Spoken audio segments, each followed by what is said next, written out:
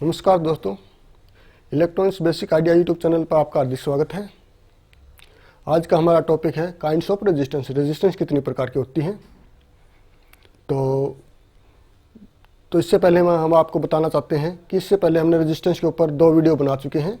पहली जो वीडियो हो उसके अंदर हमने रेजिस्टेंस कलर कोड के बारे में आपको नॉलेज दी है, जिसके अंदर रेजिस्टेंस के जो 3 कलर कोड होते हैं उनके बारे में और रेजिस्टेंस का जो मान होता है किस प्रकार से निकाला जाता है। और उस वीडियो के अंदर जो रेजिस्टेंस कलर कोड निकालने का सबसे इजी जो फार्मूला है वो आपको बताया गया है। और उससे आगे हमने आपको बताया है कि नेक्स्ट वीडियो में कि रेजिस्टेंस किस प्रकार से कार्य करती है, रेजिस्टेंस का क्या कार्य होते हैं और रेजिस्टेंस किस तरीके से प्रयोग की जाती है। उसके बाद आज का हमारा चैप्टर है काइंड्स ऑफ रेजिस्टेंस, यानी रेजिस्टेंस कितने प्रकार की होती हैं। तो दोस्तों हम शुरू करते हैं, यानी रेजिस्टेंस कितने प्रकार के होते हैं। रेजिस्टेंस हमारे मुख्यतः 2 प्रकार की होती हैं, कह सकते हैं। एक तो फिक्स्ड रेजिस्टेंस और दूसरी हमारे पास होती है वेरिएबल रेजिस्टेंस। तो हम चर्चा करते हैं फिक्स्ड रेजिस्टेंस के ऊपर। फिक्स्ड रेजिस्टेंस जो है सबसे पहले हमें ज़्यादातर देखने को मिलती है कार्बन रेजिस्टेंस। कार्बन रेजिस्टेंस सबसे ज़्यादा यूज होने वाले रेजिस्टेंसों में मानी जाती है। और फिर हमारे पास आती है wire bound resistance. Wire bound resistance क्या होती है कि ये पत्थर की रोड होती है, उसके ऊपर कह सकते हैं कि हीटर का तार वाउंड क्या होता है, तो इसी कारण इसको वायर बाउंड रेजिस्टेंस बोला जाता है। और कार्बन रेजिस्टेंस क्या होती है, आपको इस कार्बन से ही समझ में आ जाता है कि कार्बन के द्वारा बनी होती है। ये कार्बन रेजिस्टेंस हैं हमारे लगभग ज़्यादातर मान के चलो 1/4 वाट से लेकर 5 वाट तक हमारे सर्किटों में यूज होती हैं और मार्केट में अवेलेबल हैं। और जो वायर बाउंड रेजिस्टेंस होती है ये हमारी रेजिस्टेंस मान लो 2 वाट से लेकर 1 वाट से 2 वाट यानी 50 वाट 100 वाट तक मार्केट में अवेलेबल होती है। इसकी वायर बाउंड रेजिस्टेंस की खासियत ये होती है कि ये ज़्यादा हीट सहन कर सकती है और ज़्यादा हीट सहन करने के बावजूद भी ये कार्य करने में सक्षम रहती है। कार्बन रेजिस्टेंस ज़्यादा हीट नहीं सहन कर सकती। तो दोस्तों हमारे जो एसएमडी रेजिस्टेंस हैं आजकल सबसे ज़्यादा यूज होने लगे, क्योंकि हर जो हमारा प्रोजेक्ट आ रहा है बिल्कुल स्मॉल आ रहा है कि उसके अंदर जो स्मॉल एसएमडी रेजिस्टेंस जो यूज होती है वो कार्बन की बनी होती है। तो हमने आपको बता दिया था कि रेजिस्टेंस जो होती है हमारे सर्किटों में कुछ इस तरह से डायग्राम में दर्शाई जाती है और इसका ए और बी सिरा होता है, इसका उल्टा सुल्टा कुछ नहीं होता। तो हम चलते हैं हमारी हमारी वेरिएबल रेजिस्टेंस। वेरिएबल रेजिस्टेंस है मुख्यतः से 2 प्रकार से होती हैं।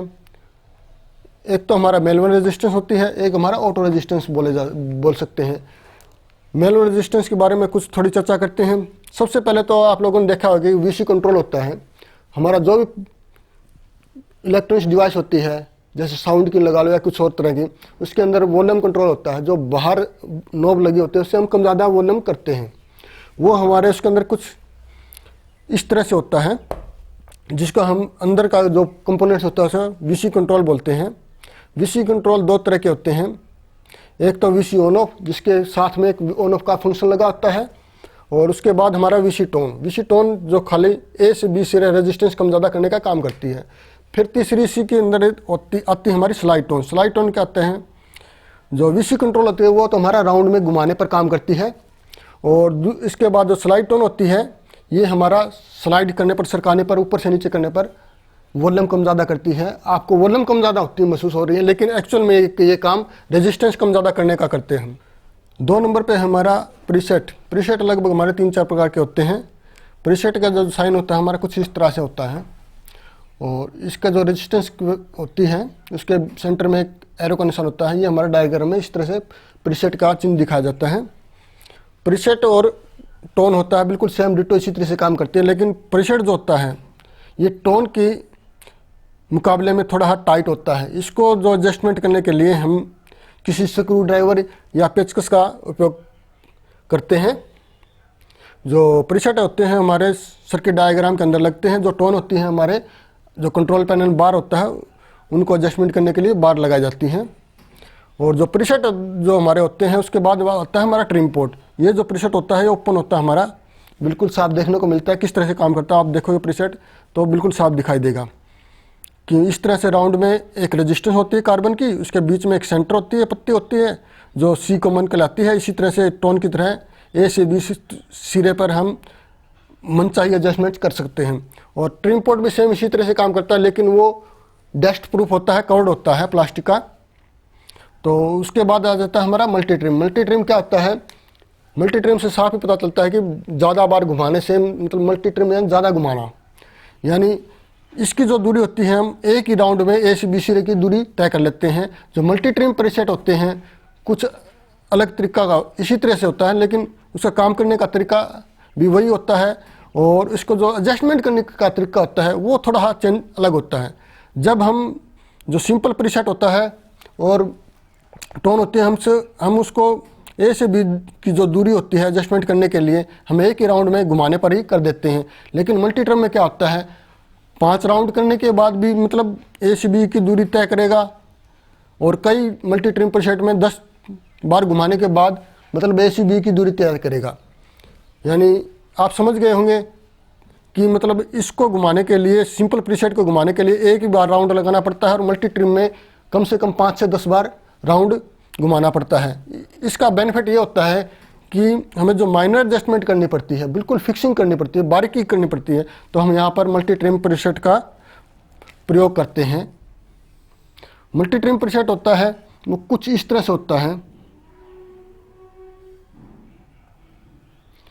इस तरह से चौरस भी होता है और लॉन्ग में भी होता है। इस तरह से, इसी तरह से 3 टांग होती हैं इसके अंदर। इसी तरह से कुछ रेजिस्टेंस ऐसे दर्शाई गई है, और यहाँ पर बिल्कुल छोटा सा, जो बिल्कुल छोटा सा अलाइनर द्वारा एडजस्टमेंट करने के लिए एक पोर्ट दिया होता है, जो 10 बार ट्रिम करने के बाद अपनी प्रॉपर वैल्यू होती है एडजस्टमेंट करता है।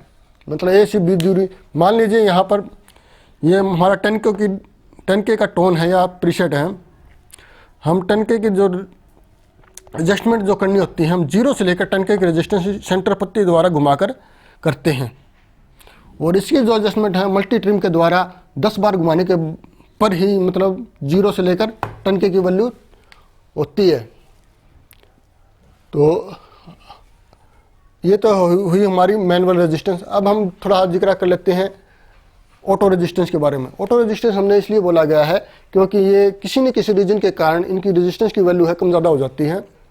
तो सबसे पहले हमारे पास है थर्मिस्टर रेजिस्टेंस। थर्मिस्टर रेजिस्टेंस कुछ इस प्रकार की होती हैं। थर्मिस्टर रेजिस्टेंस का साफ ही आपको पता चल जाता होगा। थर्मिस्टर जो होता है ये हीट पर काम करता है। जब इस थर्मिस्टर रेजिस्टेंस पर हीट पड़ती है तो इसकी रेजिस्टेंस वैल्यू कम ज़्यादा होती है। इसका उपयोग ज़्यादातर हीट सेंसिंग के लिए उपयोग होता है। फिर इसके बाद आती है हमारी 2 नंबर पर हमारी फोटो रेजिस्टेंस। फोटो रेजिस्टेंस क्या होती है? ये हमारा लाइट यानी धूप या सन की रोशनी होती है या फिर बल्ब की रोशनी होती है, उसके सिद्धांत पर कार्य करती है। जब इस रेजिस्टेंस यानी LDR पर धूप की रोशनी या बल्ब की रोशनी पड़ती है तो इसकी रेजिस्टेंस वैल्यू कम ज़्यादा होती है। और इसका मुख्यतः उपयोग जो होता है लाइट सेंसिंग के उपयोग में होता है।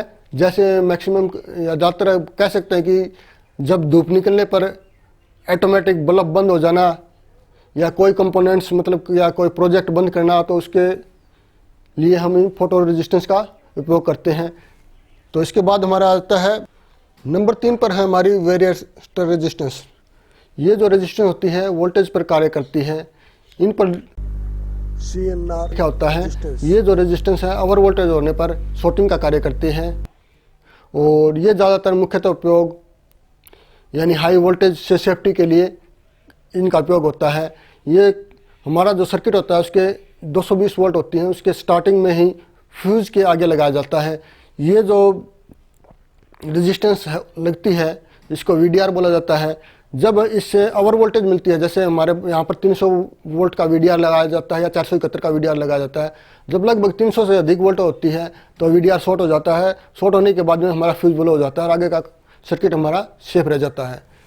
तो इसके बाद हमारा 4 नंबर पर आता है हमिस्टर रेजिस्टेंस। हमिस्टर रेजिस्टेंस क्या होता है? ये साउंड पर आधार के ऊपर काम करती है। जब इस रेजिस्टेंस पर साउंड या ध्वनि पड़ती है तो इसकी रेजिस्टेंस वैल्यू कम ज़्यादा होती है। फिर हमारा आता है फोर्स रेजिस्टेंस। फोर्स रेजिस्टेंस क्या होती है कि ये अमूमतर आप कह सकते हैं कि ये दबाव यानी भार के ऊपर काम करते हैं। जब इस कंपोनेंट्स के ऊपर भार या दबाव पड़ता है तो इसकी रेजिस्टेंस वैल्यू कम ज़्यादा होने लगती है। तो इसका मुख्यतः उपयोग हमारे इलेक्ट्रॉन्स काटे होते हैं, इसमें भी उपयोग किया जाता है। फिर हमारा आता है 6 नंबर में मैग्नेटो। मैग्नेटो रेजिस्टेंस क्या होती है? जो मैग्नेट के सिद्धांत पर कार्य करती है। जब इसके पास मैग्नेट लाया जाता है तो इसकी रेजिस्टेंस वैल्यू कम ज़्यादा होती है। ये थी आज की हमारी वीडियो रेजिस्टेंस के ऊपर, जो काइंड्स ऑफ रेजिस्टेंस यानी रेजिस्टेंस कितने प्रकार की होती हैं। आशा करते हैं आपको हमारी वीडियो अच्छी लगी होगी और कुछ जानकारी मिली होगी इस वीडियो से। तो electronics basic idea YouTube channel को सब्सक्राइब कीजिए, लाइक कीजिए, शेयर कीजिए और कमेंट्स कीजिए। ये जो आप लाइक, शेयर और कमेंट करते हैं, ये हमारी नेक्स्ट वीडियो बनाने के लिए हमें ऊर्जा उत्पन्न करती है। तो फिर इसी आशा के साथ हम नेक्स्ट वीडियो बनाएंगे कि रेजिस्टेंस के बाद में हम इलेक्ट्रिसिटी के बारे में भी एक वीडियो बनाएंगे। इलेक्ट्रिसिटी कैसे पैदा होती है, यानी विद्युत कैसे बनती है, और विद्युत कितने प्रकार की होती है, और इसमें क्या क्या मेन चीज़ होती हैं जो हमें वैसे देखने पर नहीं दिखाई देती, और इसके ऊपर भी हम वीडियो बनाएंगे। प्लीज़ हमारे चैनल को सब्सक्राइब करिए और लाइक करिए और शेयर करिए, ताकि हमें और आगे आपके लिए नई वीडियो बनाने के लिए उत्साह मिलता रहे, ऊर्जा मिलती रहे। Thank you for watching.